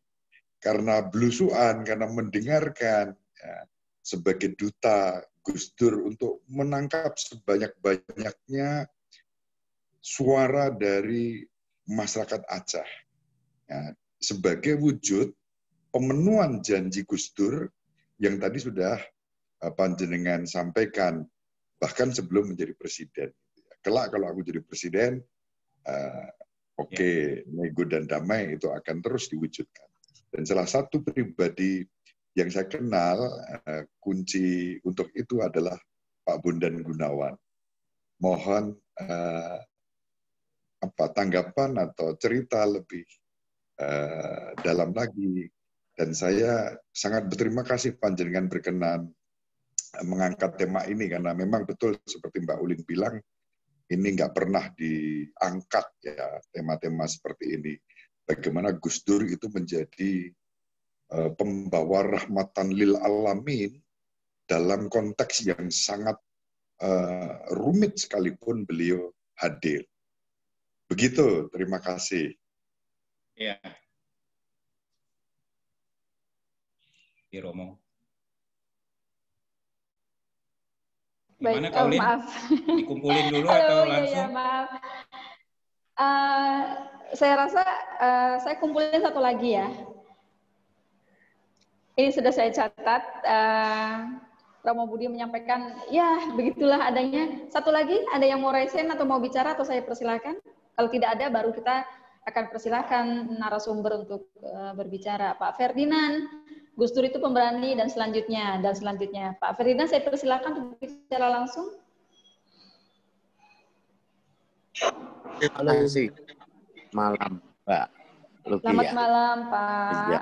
Ya. Saya tadi menulis di chat karena sinyalnya kadang naik turun. Ya. Ya. Pertanyaan saya untuk Bang Asmi mungkin dan mungkin Pak Pendeta ya. Saat ini kan saya melihat fenomena justru banyak umat yang menjadi pengikut atau bahkan pengagum tokoh-tokoh Muslim, aku nggak tahu disebut kiai atau ustadz, yang tanda petik tidak menebar benih tentang keberagaman, tentang hidup berbeda-beda itu ya.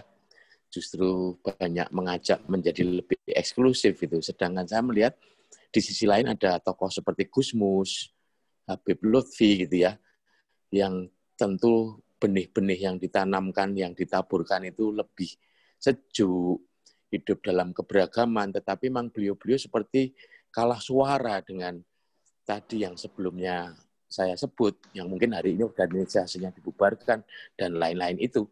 Bagaimana ya, apakah mungkin tokoh-tokoh seperti Gus Mus, Habib Lutfi itu kita buat lebih keras, lebih panggungnya lebih banyak, sehingga umat itu akan mendapatkan benih-benih yang lebih baik gitu, benih-benih yang lebih sejuk gitu. Karena kalau tidak kan tanda petik di sisi yang lain mereka suaranya sangat keras dan kita harus akui bahwa banyak juga ya pengikutnya. Kira-kira begitu pertanyaan saya Mbak Luki untuk Bang Asmi dan mungkin Pak Pendeta. Terima kasih. Iya, terima kasih juga Pak Ferdinand. Ini langsung saja sebetulnya karena yang lebih banyak disebut Bang Asmi ya. Karena memang menarik apa yang disampaikan Bang Asmi, mungkin ada yang membicarakan tapi tidak banyak, dan terutama karena media-media tidak sebanyak itu yang mengungkapkan. Silakan Bang Asmi, setelah itu bisa langsung disambung oleh Pendeta Roni. Iya, terima kasih sebelumnya untuk Romo Budi ya. Mengenang Pak Bondan Gunawan, seperti kilas balik ya ke peristiwa-peristiwa yang memang luar biasa pada saat itu di Aceh. Dan saya terkejut juga kalau Romo Budi pada tahun-tahun yang itu sedang panas-panasnya 2000 sampai 2004 ya. Berarti mengalamilah yang namanya harus berhenti di jalan karena ada pertempuran ya Romo ya. Ya, bayangkan kawan-kawan saat itu sering sekali pertempuran, penghadangan ya. Bahkan mungkin banyak yang harus menghindari peluru nyasar ya Romo Budi ya. Iya, betul, betul. Nah, kalau Romo saat itu berani ke Aceh memang itu luar biasa karena kebanyakan orang justru menghindari Aceh. Ke pertanyaan Pak mengenai Pak Bondan, ya beliau tentunya sosok yang tidak bisa dilupakan dalam perjalanan perdamaian Aceh. Beliau yang ke gunung saat itu, beliau bertemu Panglima Besar Gerakan Aceh Merdeka, Pak Abdullah Syafi'i namanya itu Romo. Iya, iya. Jadi beliau naik ke gunung sana, menghadapi rintangan tidak hanya dari kawan-kawan Gerakan Aceh Merdeka, tetapi juga dari kelompok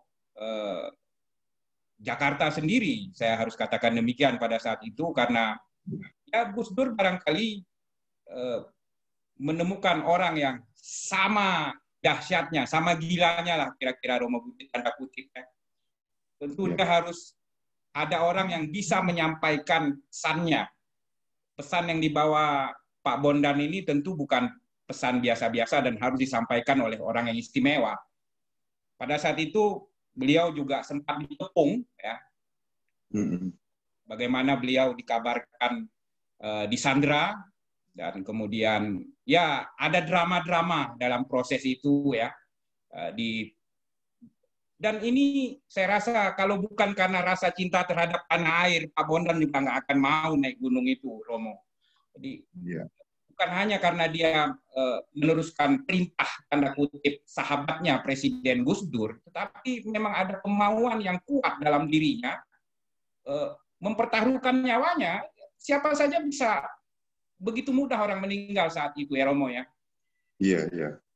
Dan peristiwa pertemuan dia dengan Panglima Abdullah Syafi'i itu peristiwa sangat besar yang orang nggak bayangkan kok Abdullah Syafi'i mau bertemu beliau juga mau bertemu Abdullah Syafi'i. Dan ini membuka kepala orang Aceh dan Jakarta saat itu bahwa perdamaian itu memang bisa dilakukan. Ini nilai penting dari perjalanan beliau saat itu, Romo. Iya. Itu ya. Dan hal ini saya sampaikan sama anak beliau. Saya kenal beberapa waktu yang lalu, namanya Putri Ayu. Dia masih kecil sekali saat itu. Saya ketemu sekarang sudah dewasa. Saya sampaikan itu, saya ceritakan kehebatan ayahnya. Tanpa ayahnya barangkali tidak akan terjadilah perdamaian di Aceh. Nah, kira-kira respon saya seperti itu. Dan ketika peristiwa beliau mau naik dan akan turun, setiap jam kami melihat, memantau perkembangannya Romo saat itu. Kira-kira demikian. Untuk memastikan beliau sampai bertemu dengan orang yang benar, bukan orang yang salah. Ya. Kemudian turun juga dengan selamat. Dan itu hari-hari yang mendebarkan, sangat mendebarkan. Saya kira gambaran besarnya seperti itu Romo untuk mengenang almarhum Pak Bondan. Iya, terima kasih Pak Asmi. Sama-sama, Romo. Ya, terima kasih Bang Azmi. Selanjutnya mohon tanggapan dari Pendeta Roni.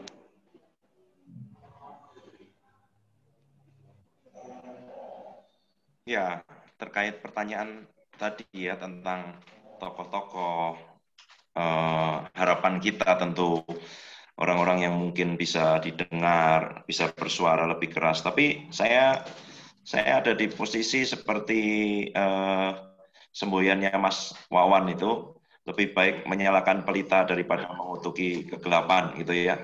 Kita bisa lakukan yang kita lakukan sih di level-level kecil, di skala-skala mikro, melakukan inisiatif-inisiatif perjumpaan, melakukan menebar benih itu menyemainya sendiri sehingga tidak perlu menunggu orang lain untuk harus menanamkan untuk kita gitu. Saya pikir begitu.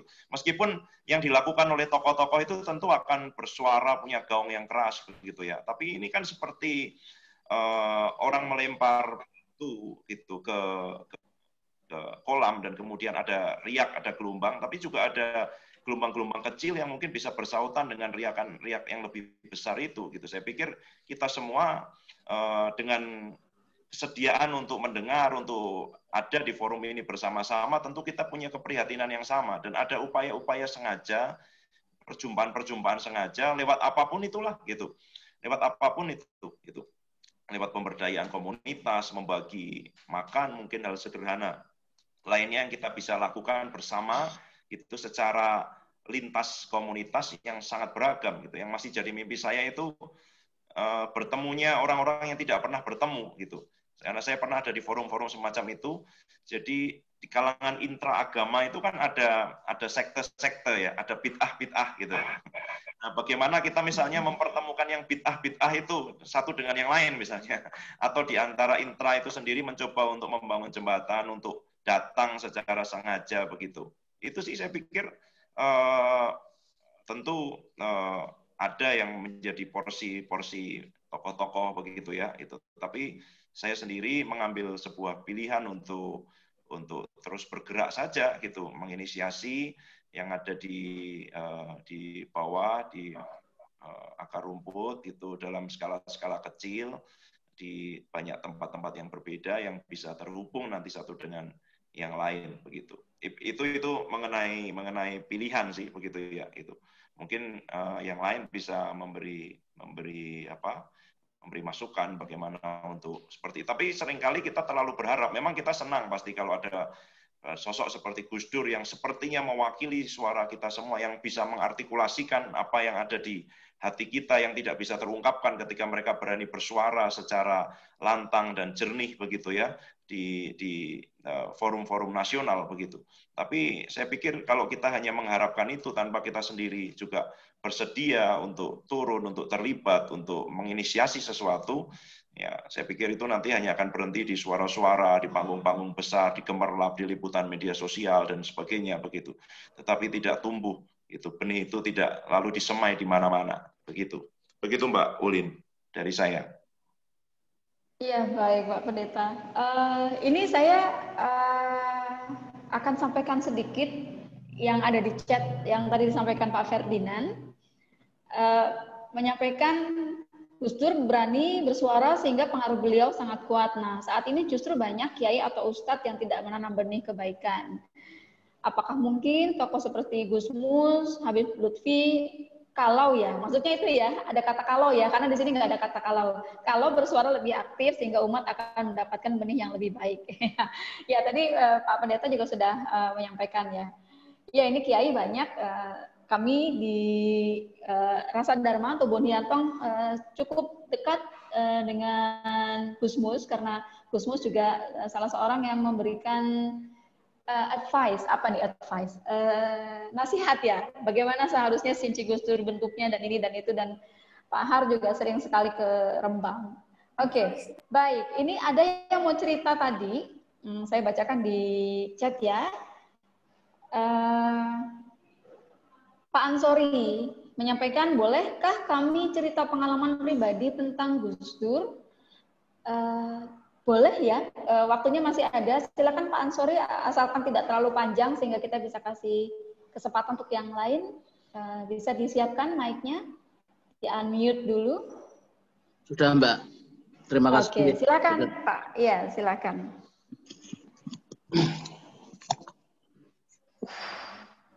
Assalamualaikum warahmatullahi wabarakatuh. Waalaikumsalam. Salam sejahtera bagi kita semua. Terima kasih Mbak Ulin. Yang saya hormati Pak Asmi, Romo Roni, Pak Herianto Halim, Romo Budi. Perkenalkan, saya di chat memang Ansori. Mungkin karena dulu pernah ikut salah satu pengajian, orang nyebut nama Ansori, makanya kita pakai. Sebetulnya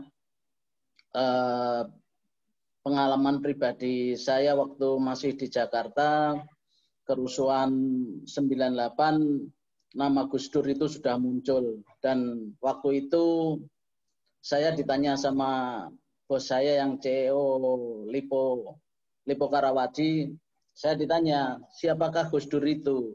Saya jawab, beliau adalah ketua PBNU kan gitu. Terus berikut bergulir hingga beliau akhirnya menjadi presiden. Pengalaman itu terulang lagi ketika beliau wafat, dan kebetulan hari itu saya pergi tayyah ke Jombang, tepatnya Tebu Ireng, yang notabene banyak orang di sana, katanya susah masuk. Alhamdulillah saya bisa di depan pusaran beliau kan.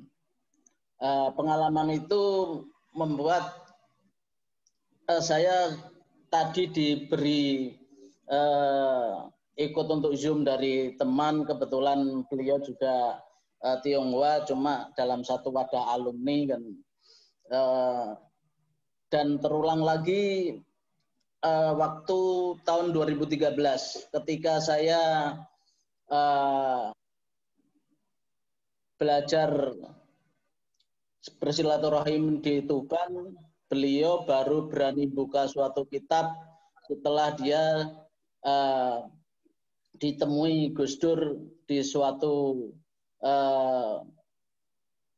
tempat gitu. Makanya beliau berani membuka kitab itu dan diajarkan ke kami dan teman-teman. Kalau melihat benih itu sudah bersemi, saya melihat kembali saat itu, dalam arti 2013 kita sudah diajarkan kisah Gus Dur, dan sampai sekarang pun kita masih kadang sering buka-buka guyonan Gus Dur di YouTube dan lain-lain. Saya mungkin boleh sedikit menanggapi kenapa kita yang mencontoh Gus Dur ini kelihatannya para ulama, para penerus ini tidak muncul. Saya melihatnya seperti ini. Karena terutama di medsos kita mungkin kurang sekali menampilkan ulama-ulama yang karismatik seperti Gusmus dan lain-lain yang bisa mengayomi atau bisa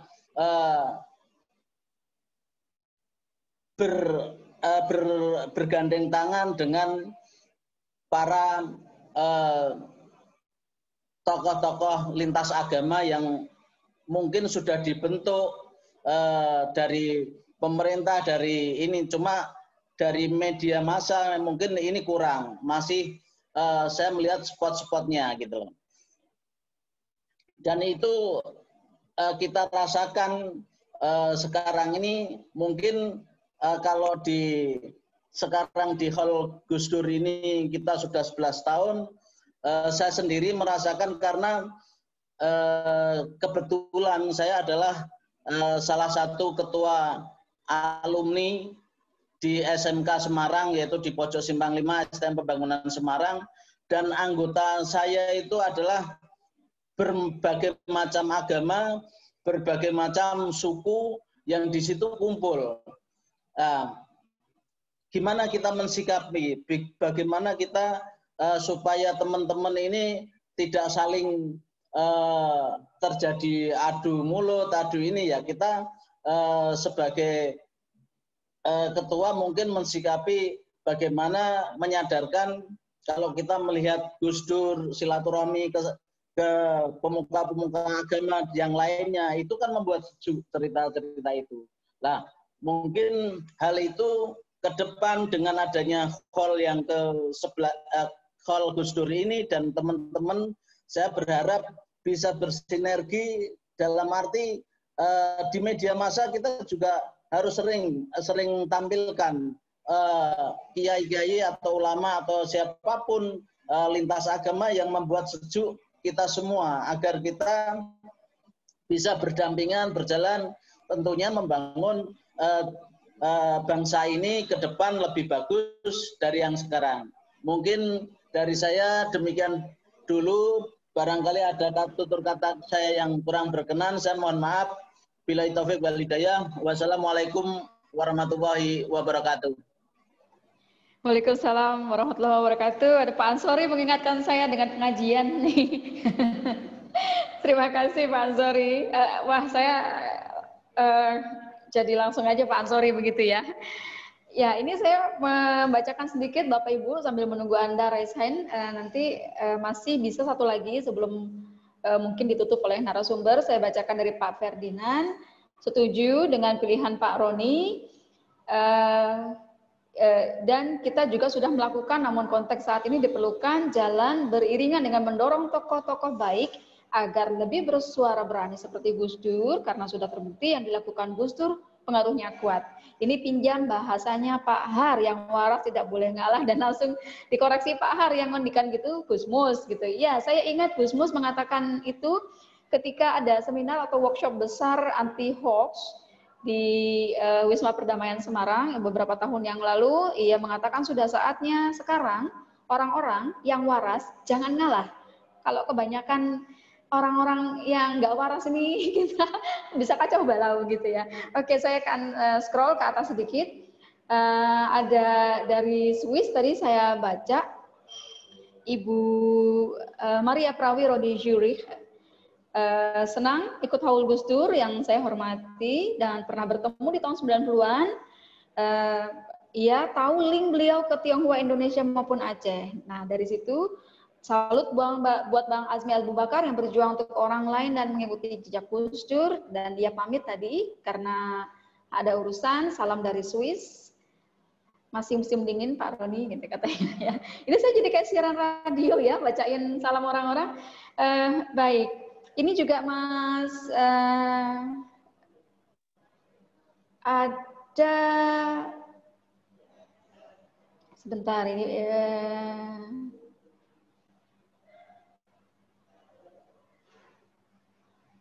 ya, baik. Ini saya langsung aja ke paling bawah Pak Budi Suhardi. Pak Budi, apakah berkenan untuk bicara? Matur nuwun. Sugeng dalu. Pak Budi Suhardi, Sugeng dalu, selamat malam. Langsung disampaikan boleh Pak. Mungkin saya tambahi ulin Pak Budi ini dari pondok Panti Asuhan Roslin Kupang. Oh, halo Pak, luar biasa. Ya, jadi meneladani Gus Dur ya, apa yang beliau lakukan itu sangat bermanfaat untuk orang banyak. Beliau tidak takut untuk menjadi tidak populer, untuk melakukan sesuatu yang benar. Ya, makanya rintangan di depan besar dihadapi saja gitu. Jadi tidak perlu menjadi orang populer. Dari dia bersedia untuk menjadi tidak populer, melakukan sesuatu yang benar.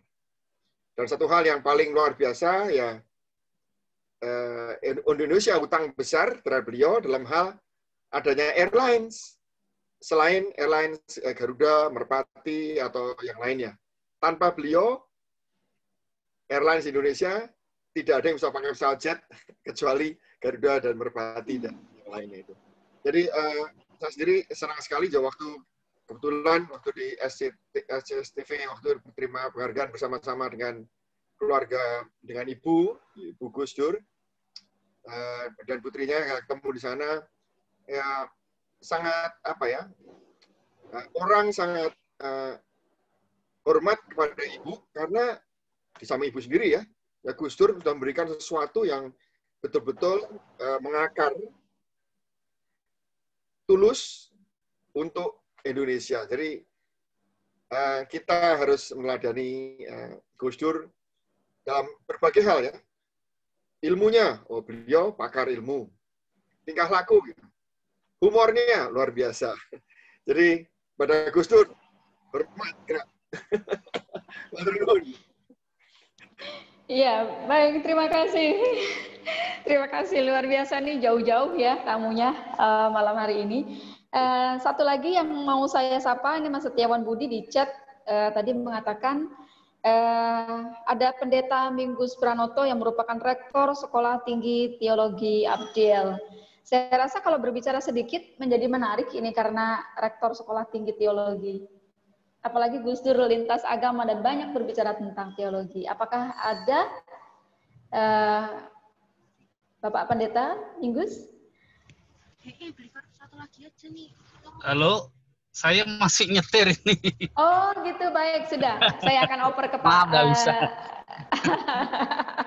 Sambil mendengarkan saja. Terima kasih banyak. Senang sekali. Selamat malam. Kalau gitu saya sama terima kasih sudah bergabung menyimak diskusi malam hari ini. Hati-hati. Saya akan langsung ke Pak Har. Hati-hati Pak di jalan. Iya, makasih. Ya. Ke Pak Har langsung saja. Saya ingin Pak Har menyampaikan, sebetulnya banyak sekali yang bisa disampaikan oleh Pak Har ya, karena sebagai Ketua Perkumpulan Rasa Dharma dan satu-satunya Rasa Dharma pemilik Sinci Gus Dur, banyak hal yang bisa diceritakan. Silakan Pak Har. Oh iya, selamat malam. Terima kasih nih teman-teman, Pak Budi Suwardi, Pak Pendeta Roni, Bang Asmi, Romo Alois, terus juga teman-teman yang lainnya, Pak Ferdinand, terus juga Mas Ansori. Ya terima kasih, ini yang memang kita harapkan di acara ini sebenarnya memang menggugah kembali dan tadi supaya berseminya nanti berbunga dan berbuah gitulah. Dan mungkin apa yang sudah dilakukan oleh Pak Roni, Bang Asmi, menurut saya kita semua harus angkat topi. Juga tadi Pak Budi Suwardi ini pengelola Panti Asuhan Roslin yang merupakan panti asuhan yang menampung anak-anak korban dari peristiwa di Timor Leste saat itu. Jadi banyak anak-anak yatim piatu dari Timor Leste yang ditampung di Panti Asuhan Kupang, dan Pak Budi Suwardi dulunya mantan pilot yang sudah enak-enak tapi akhirnya ditinggalkan dan mau terjun untuk ngurusi anak-anak yatim piatu tersebut. Jadi menurut saya harus diperbanyak lah yang seperti mereka ini, dan kalau memang bisa lebih ya monggo seperti harapannya Pak Ferdinand, bagaimana kalau ada kiai-kiai atau pemuka agama yang khas yang kemudian bisa seperti Gus Dur, tapi mungkin seperti Gus Dur itu one of a kind mungkin nggak gampang juga, meskipun saya yakin kayak Gus Mus, Habib Lutfi pun juga berusaha menyuarakan keberagaman dengan caranya masing-masing. Atau mungkin tadi saya sempat guyon dengan Pak Ferdinand, atau kalau apanya ini kita diperbanyak itu ya bisa ya kan, Nikita Mirzani itu juga cukup untuk berefek. Tapi menurut saya tetap kita menyambut, apalagi hari ini juga di menjelang penghujung akhir tahun, ada peristiwa yang menurut saya juga membuktikan. Saya tuh cukup tersentuh sekali, entah Pak Jokowi ini sengaja atau tidak, tadi sempat disebutkan oleh beberapa teman. Tapi saya terharunya itu di haulnya saja, tanpa kehadirannya Gus Dur sudah di sono wafat, masih getarannya bisa membubarkan sebuah organisasi gitu lah. Buat saya itu yang luar biasa sekali. Jadi di pas malam haulnya ini masih terasa vibrasinya, getarannya. Jadi kita harapkan ini makin menguat, karena menurut saya ya keindonesiaan ini amat sangat sayang kalau mendadak yang sudah sedemikian indah ini mendadak berubah dan runtuh. Dan tapi kalau saya boleh merespon, kita masing-masing bergerak di ranah kita sendiri. Jadi seperti di Bunyantong, kita juga membuka diri, kita juga mengadakan perayaan-perayaan dan kegiatan lintas agama, lintas sosial. Pak Roni juga, Bang Asmi luar biasa sekali. Saya kalau ketemu Bang Asmi malah malu, rasanya kalah Tionghoanya sama Bang Asmi yang sekarang malah punya nama Tionghoa lagi, Lim Sekming. Jadi saya nggak punya nama Aceh. Tapi boleh nanti ditambahkan. Pak Pendeta Roni ini yang juga ngajari saya belusuan juga. Jadi menurut saya kita bisa saling belajar lah. Saya dalam kapasitas saya kalau di kantor pun juga saya melakukan hal yang sama yang saya bisa. Jadi kayak Natal, saya bilang tolong dirayakan, kasih pohon Natal, dan tahun ini saya senang bisa nyentelin hadiah-hadiah kecil, semua orang boleh ambil nomor di pohon Natal, nanti ditukar hadiah kejutan, ya ada yang dapat coklat, ada dapat payung, tapi yang saya lihat semua itu senang, wajahnya gembira. Mau tidak harus yang Nasrani, bahkan melu ikut nyanyi. Jadi pohon Natal tidak beragama Kristen, saya bilang gitu. Pohon Natal itu simbol kasih, simbol berbagi. Makanya kita bagian. Seperti pesan juga kalau ketupat Lebaran itu juga simbol kasih buat saya. Oke lah kalau mau yang ada ritual monggo, tapi semangat kemanusiaan, semangat berbaginya, semangat kasih ini yang harus selalu kita bagikan. Jadi tugas kita semua jangan sampai kita ini disekat dan dibatasi oleh yang namanya ritual, sehingga membatasi kita untuk bersilaturahmi dengan orang lain, dengan umat agama lain, etnis lain. Jadi itu mungkin pesannya, dan menurut saya harus makin disuarakan, meskipun mungkin kalau mau gaungnya sebesar Gus Dur, memang saya nggak tahu nanti siapa yang akan muncul, tapi kita kerjakan yang terbaik di tempat kita, dan kita tunjukkan juga bahwa inilah yang terbaik untuk Indonesia. Itu mungkin. Terima kasih, Ulin, kesempatannya. Sisi Pak Har. Ya, terima kasih Pak Har. Sisi. Itu kan kata kamu. Baik, saya akan langsung ke narasumber, Bang Asmi dan Pendeta Roni, untuk memberikan penutup ya, karena kali ini saya nggak akan bilang kesimpulan. Agak sulit untuk mengatakan kesimpulan terkait Gus Dur ketika berbicara tentang Gus Dur apa saja itu. Silakan penutup acara ya, bukan kesimpulan tentang Gus Durnya. Silakan Bang Asmi dulu atau Pak Roni dulu. Pak Roni dulu. Oke, baik, silakan. Iya. Terima kasih. Saya ingat salah satu yang menarik menurut saya ketika Gus Dur menulis kata pengantar untuk bukunya Dr. Ripka Ciptaning yang judulnya Aku Bangga Jadi Anak PKI gitu ya. Beliau ketika ditanya, dia bilang, saya kenal bapaknya Dr. Ripka dan saya tahu bapaknya dan bapak saya berjuang untuk kemanusiaan, tapi jalan yang dipilih berbeda, begitu ya. Jadi ada jalan-jalan yang berbeda, tidak harus kita sepaham secara teologis atau secara ideologis, tetapi apa yang menjadi tujuan akhir kita di sana. Gitu. Saya mau baca catatan lama saya saja tentang itu sebagai bukan kesimpulan gitu ya, tapi saya baca deh. Tapi dalam catatan sejarah di berbagai rentangan zaman, selalu saja ada orang-orang yang memiliki kejernihan itu. Mereka yang menantang arus besar masyarakat, orang-orang yang enggan begitu saja mengikuti pilihan kebanyakan orang, biasanya memang mereka dianggap eksentrik, nyeleneh, bahkan kadang dicap sebagai kurang waras. Namun di kemudian hari, barulah waktu yang membuktikan bahwa suara mereka ialah suara kenabian. Dalam rekaman sejarah para nabi, mereka selalu menjadi orang-orang yang terpinggirkan, suaranya diabaikan, bahkan tak jarang sengaja dibungkam. Mereka berteriak-teriak sendirian, bahkan tak jarang konsekuensinya ialah kematian.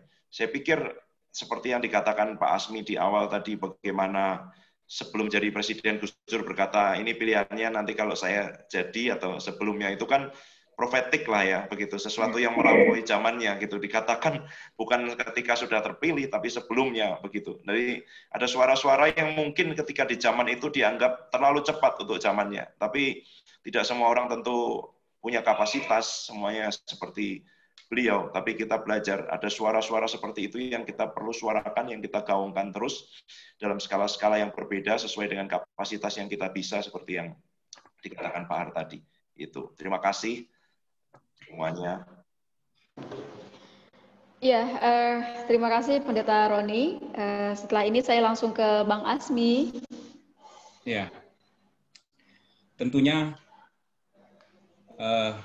kita bisa mendekati Gus Dur tidak hanya dengan mempelajari pemikirannya, tapi juga dengan perbuatan-perbuatan. Ya, beliau menginspirasi begitu banyak hal.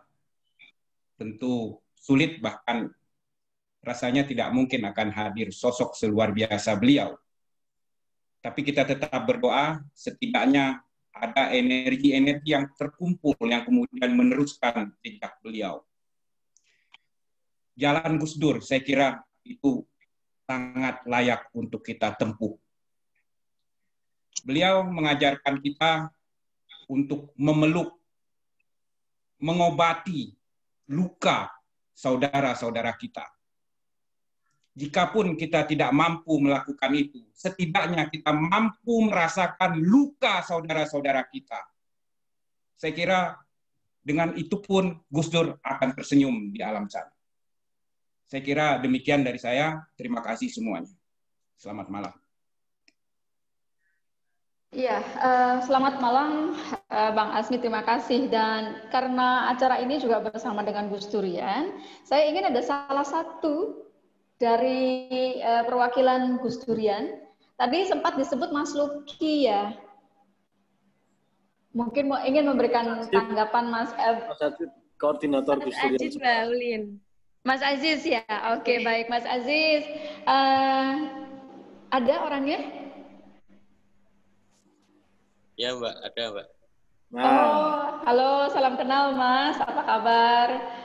Kenal, Jin, Baulin. Kabar baik. Boleh Mas, tanggapannya dipersilakan untuk acara hari ini dan semua yang sudah kita perbincangkan di malam hari ini. Ya, terima kasih atas waktu yang telah diberikan, kesempatan mengadakan agenda bareng Yayasan Rasa Dharma, kemudian Pelita dan segenap pembicara. Ada Pak Pendeta Roni dan juga Pak Hasmi, para sesepuh sekalian yang saya hormati, Romo Budi juga, Pak Har, Mas Wawan.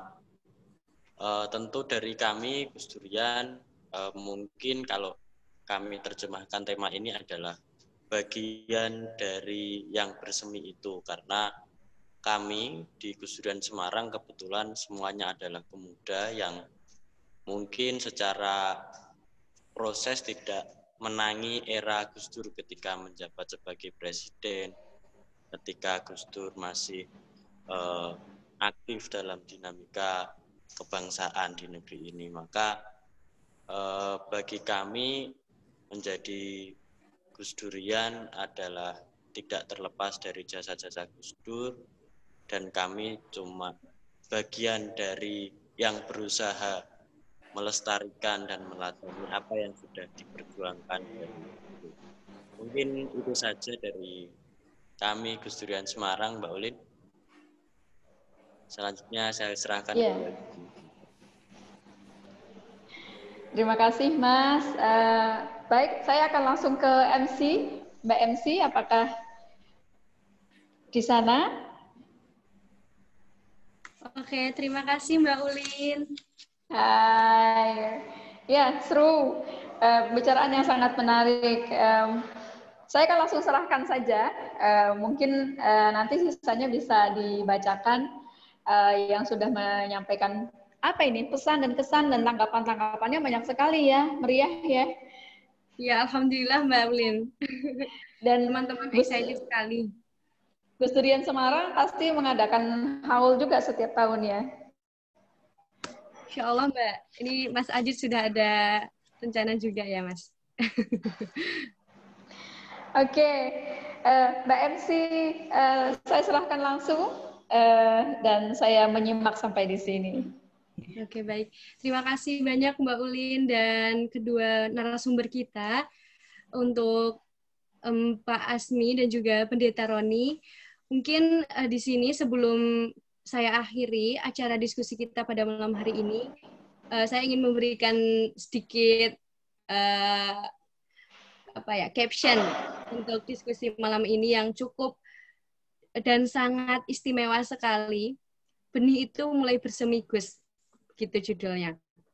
Dan meskipun raga sudah tak bersama, namun nilai-nilai kemanusiaan, kebangsaan, keadilan selalu membersamai kita dalam menggelorakan toleransi dan kerukunan antar umat beragama dan kepercayaan. Karena Gus Dur telah meneladankan, saatnya kita melanjutkan. Terima kasih banyak kepada narasumber, yakni Bapak Asmi Abu Bakar dan juga Pendeta Roni Chandra Kristanto, dan juga Mbak Ulin yang telah membawakan acara kita pada malam hari ini. Dan tentunya untuk Bapak Ibu dari semua lintas agama dan kepercayaan, terima kasih banyak telah mengikuti diskusi kita malam hari ini. Sebelum saya tutup, kita akan melakukan sesi foto bersama secara virtual terlebih dahulu. Maka dari itu saya mohon untuk Bapak Ibu sekalian untuk mengaktifkan videonya. Karena kalau tidak ada foto bersama, walaupun secara virtual itu belum greget gitu acaranya ya. Belum sempurna aja Pak Har. Yang mau track siapa? Saya Bapak. Biasanya setiap acara ditanyakan siapa fotografernya gitu ya. Iya, kalau saat ini bisa semuanya, bisa jadi fotografer semua ini. Bentar, saya capture ini screen. Dandan dulu. Oke, 3, 2, 1. Habis foto nanti boleh ngobrol-ngobrol bebas dulu ya, supaya. Ya, jangan langsung. Ini masih ada kopi apa, Har? Kopinya belum keluar. Kopi, martabak, kopi alam. Kopinya nanti melalui Gojek ini Mas Wawan. Kopinya kopi Aceh. Ini dari Ahmadiyah ada juga ya Mas Wawan? Ahmadiyah. Dari kepercayaan ada Pak Ali. Penghayat Mas Boim ini, penghayat kepercayaan ada. Oh Mas Bro Boim. Asmi, salam solidaritas. Halo Mas Boim, love you full. Love you. Selamat malam Mas Boim. Wah, selamat malam semuanya. Romo Budi, Pendeta Roni, Mbak Ulin, Mas Ajit, Halo. Pak Yohanes Kristiono, wah selalu di Mixmar ya. Dan saudara Sudah selesai Mas Wawan? Sudah. Foto dulu. Oke, sekali lagi ya. Tapi Pak Mas Wawan kan di masjidnya Ahmadiyah itu. Ya, ini Jemaat Ahmadiyah. Wah, Asyhadu. Asyhadu. Ngantri ya, Mas. NU atau Muhammadiyah? Mas Wawan itu keberpihakan apa numpang wifi? Ya, itu yang terakhir. Roni. Ada singkatannya juga. Background-nya saksi Yehova. Mas Wawan itu ada singkatannya, Pak Ar. Hah? Dia pilihnya Muhammadiyah, Ahmadiyah disingkat Muah.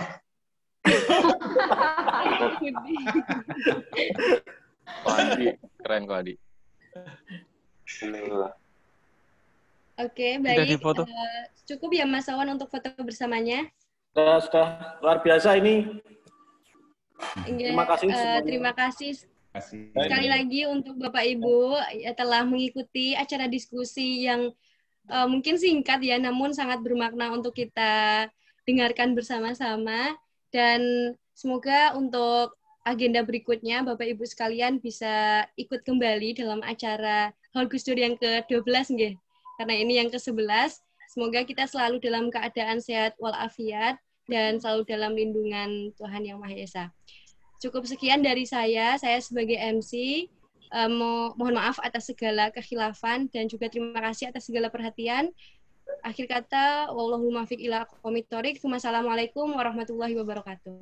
Waalaikumsalam warahmatullahi wabarakatuh. Mas Wawan. Ya, Pak. Ngomong sithik toh, Mas Wawan kok ndak ngomong. Saya tidak berani, ada kiai saya di sini. Ada nggak ngomong, betul nggak setuju? Harusnya kadang boleh nggak kalau dengan saksi Yehova tuh gimana Nasrani? Itu nanti tema sendiri, Pak. Ya kan, kalau jenengan bisa di Masjid Ahmadiyah, mestinya ada yang di gerejanya. Ada nggak sih saksi Yehova, ada gerejanya nggak sih? Ada. Adanya gedung, Pak. Adanya gedung. Gedung. Saya pernah disomasi saksi Yehova, Pak. Wah, kenapa Romo? Dalam kasus Temanggung, itu kan pelakunya sebetulnya dari data-data yang saya terima dari Kajari Temanggung, itu semua mengarah kepada saksi Yehova. Sehingga ketika teman-teman wartawan tanya, ya saya katakan aja data-data dari yang saya terima dari kejaksaan di sana, di pengadilan Temanggung, itu arahnya ke sana. Lalu saya disomasi oleh teman-teman saksi Yehova, dan ketika saya jawab somasinya, saya antar ke kantornya, tutup semua, Pak. Loh, peristiwa Temanggung, peristiwa apa ya? Itu yang Antonius Bawengan. Yang Bawengan. Oh, saya nggak Ya. Tapi saya kalau 2000. ada pembagian brosur itu saya ambil ya, saya bantu ambil. Iya. Mereka baik kok. Ya, gigih. Baik. Menyelamatkan jiwa Mas Roni.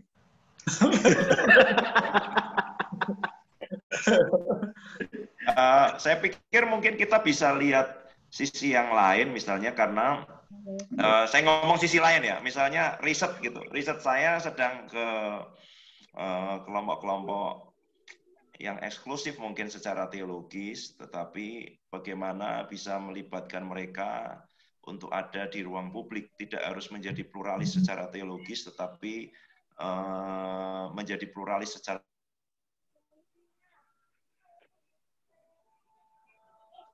bukan theological pluralism, tapi political pluralism.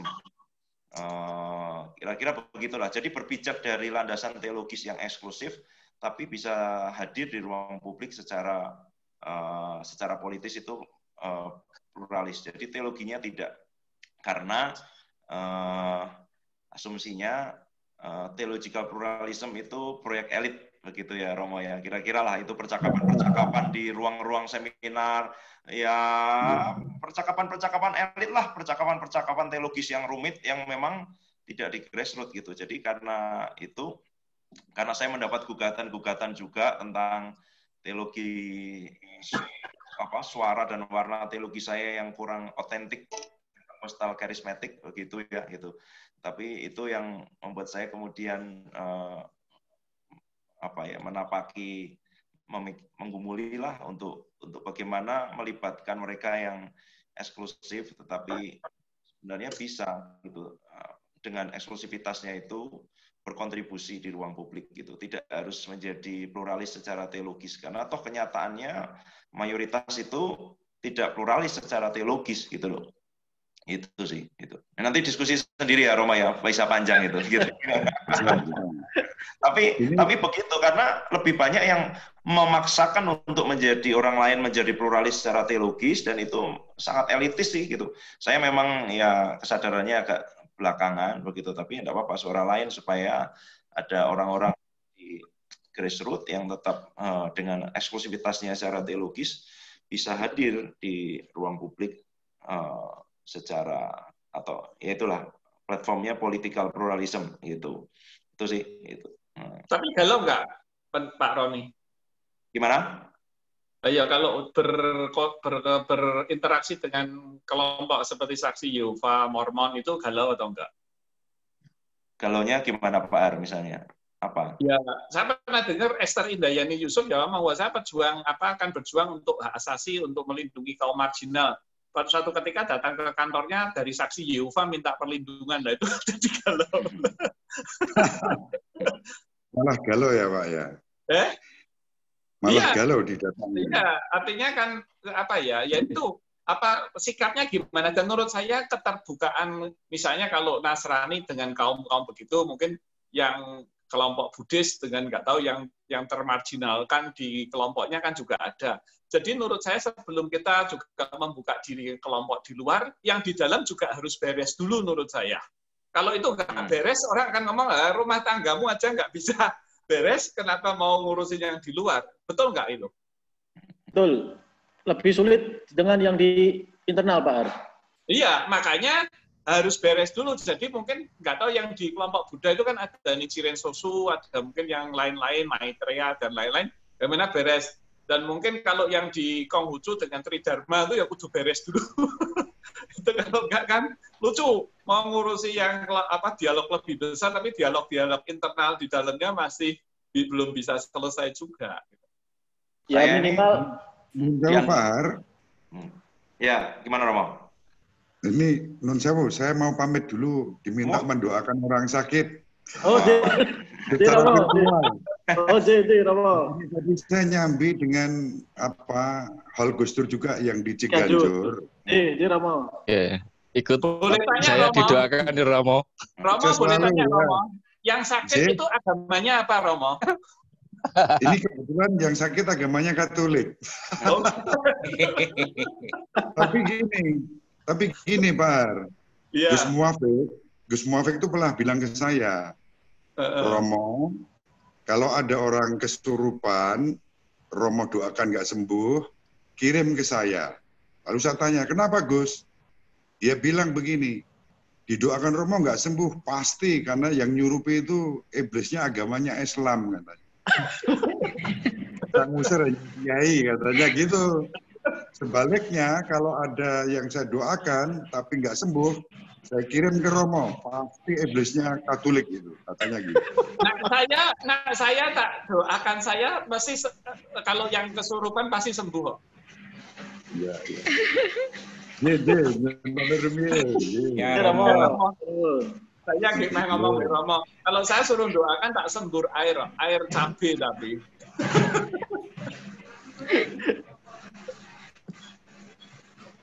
Gimana Mas Wawan?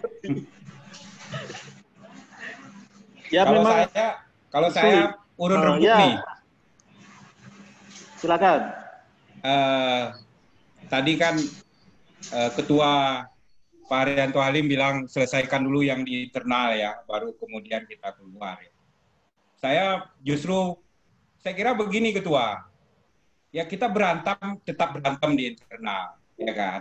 Dan itu harus dinikmati, artinya bagaimana berantemnya ini menjadi lebih berkelas. Ya. Kita akan bakal selesai, tetapi kemudian kita juga memberikan perhatian keluar daripada internal kita, itu juga tidak bisa ditunda-tunda. Jadi dia harus berbareng. Oke. Jadi seringkali hal ini juga menjadi persoalan dari berbagai kelompok ya, tidak hanya di agama tapi juga suku dan lain-lain. Tapi memang kita harus mampu mengarifi bahwa itu memang alamiah ya, manusiawi sekali kita tidak akan mampu menyelesaikan internal kita. Tapi bagaimana mengarifi itu sembari kita juga lihat keluar daripada diri kita. Saya kira itu sih sekedar pandangan dangkal saya. Wah, demikian. Ya, terima kasih Bang. Tapi maksud saya bukan menyelesaikan persoalannya kok, tapi menyelesaikan secara diri kita. Jadi kalau diri kita misalnya, Bang Agung sudah selesai dengan yang di sekitarnya, kayak misalnya Pak Pendeta Roni, kalau dengan seksi yang lain, kelompok lain di Nasrani, saya nggak masalah berbeda pendapat, tapi tetap bisa menerima dengan yang tadi lewat political pluralism dan lain-lain, monggo. Nah itu berarti sudah selesai gitu loh. Tapi kalau masih, dia masih, misalnya kalau ada kelompok yang, kalau Gus Dur masih terus mungsuhi Ahmadiyah, kan beliau mau ngomong pluralisme nggak bisa gitu loh. Beliau kan juga memang merangkul yang beda-beda dulu. Meskipun tidak setuju nggak apa-apa, tapi tidak terus mau dibunuh atau mau dilakukan penganiayaan. Maksud saya begitu, Bang. Iya. Memang sulit bisa mengarifi yang mengambil mantan kita itu sulit itu. Betul. Ini ada Pak Yunantio. Iya, Bang. Ini ada Pak Yunantio yang barusan gabung kelihatannya nih. Hei, Mas Yas. Suruh ceritain ini Mas aktif. Yas. Mas Yas ini juga aktivis ini. Presidium Kemudian Jawa Tengah. Unmute, Mas. Lakoni metu keri piye? Di unmute ntar. Oke, sudah.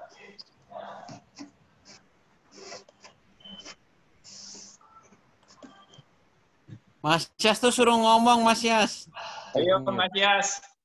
Ntar inilah kita unmute. Nggak bisa. Agak kurang denger itu. Oh, bisa, bisa. Ayo, Mas. Nah, ini sudah. Gimana, Mas? Ah, ini loh. Ngobrol-ngobrol. Komen, Mas Yas. Mas Dil. Mas Dil, apa kabar? Pak Halim. Oh iya. Sharing-sharing, Mas. Ya, Pak Abu Bakar ini tokoh Banten. Pamit Rumin, Baryanto. Pak Budi. Terima kasih Pak Budi. Makasih Pak Budi. Sudah jam berapa di Kupang ini? Bahas seksi Yova, Mas Yas. Tadi kan Mas Yas barusan ngobrol soal seksi Yova. Enggak, serius Pak.